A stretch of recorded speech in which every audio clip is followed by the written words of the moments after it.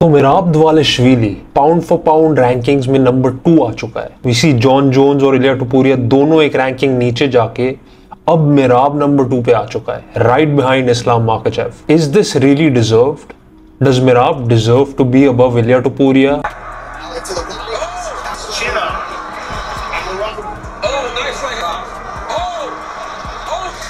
I mean the striking exchanges, वो मिराब की striking बहुत ज्यादा बेटर हो चुकी है यार। लाइक कंपैरेटिवली अगर हम उमर फाइट में देखें, मैंने अपनी शॉन ओमैली मिराब प्रेडिक्शन में थोड़ी सी दिखाई थी, मिराब इतना ओवर एक्सटेंड कर रहा था, एक्यूरेटली कनेक्ट नहीं कर रहा था, उमर उसको काफी कैच कर रहा था with the kicks etcetera. And इस फाइट में हम देखते हैं one of the best bantamweight strikers of all time, Shawn O'Malley, completely focused, completely locked in. O'Malley के हिसाब से he was a completely new fighter, he felt very good about himself coming into the fight, and then this happens.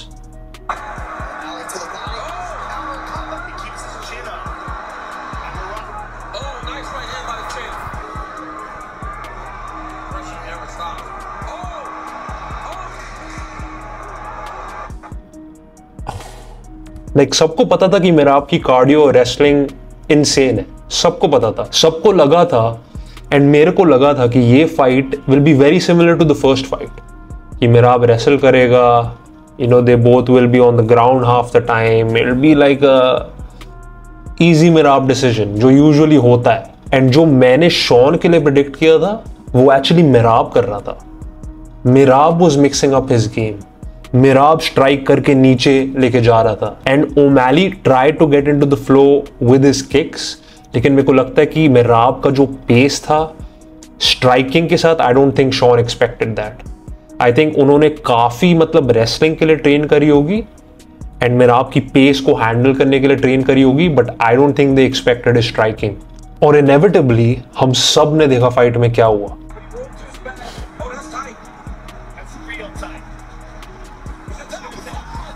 nasty submission and Shawn ने काफी अच्छा job किया था to try to remove the grip that Mirab had. He tried to lay on his back, tried to reverse ताकि he could get out of that grip, but Mirab was just so strong और इतना adamant था कि नहीं, I have you, हम किसी भी direction में मुड़े तू फिनिश हो रहा है आज।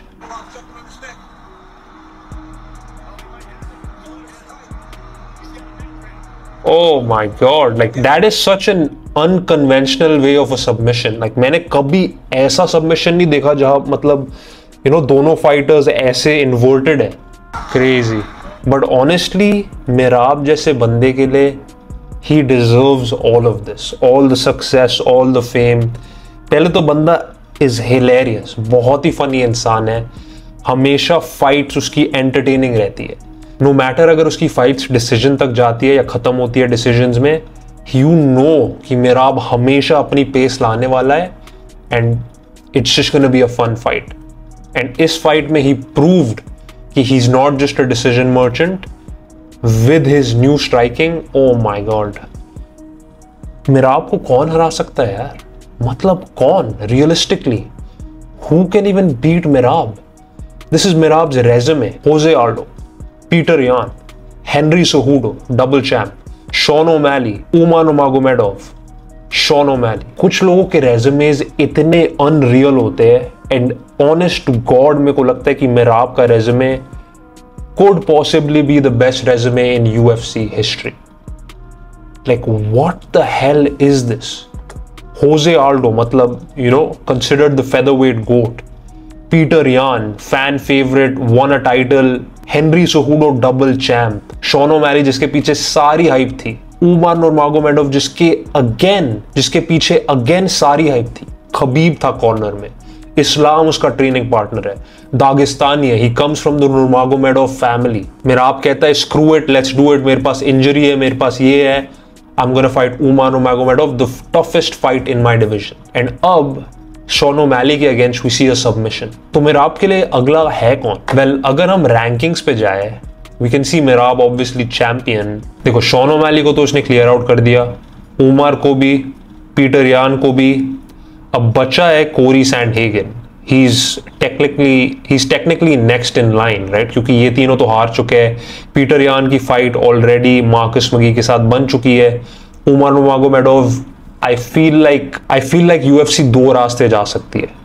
They could make that Umar rematch, or they could give Corey Sandhagen the chance. Thinking about it logically, I feel like Corey Sandhagen को चांस मिलना चाहिए, क्योंकि इसने डेविसन फिगरेडो को एक राउंड में मतलब खत्म कर दिया. उमर नurmagomedov ऑब्वियसली अभी हारा है मिराब से, बट अब यूएफसी का क्या पता यार. उन्होंने शॉन ओमैली मिराब फिर से बना दी. अब फाइट जो किसी को नहीं देख रही थी, सबको पता था कि कैसे एंड होने वाली है, and UFC still made it.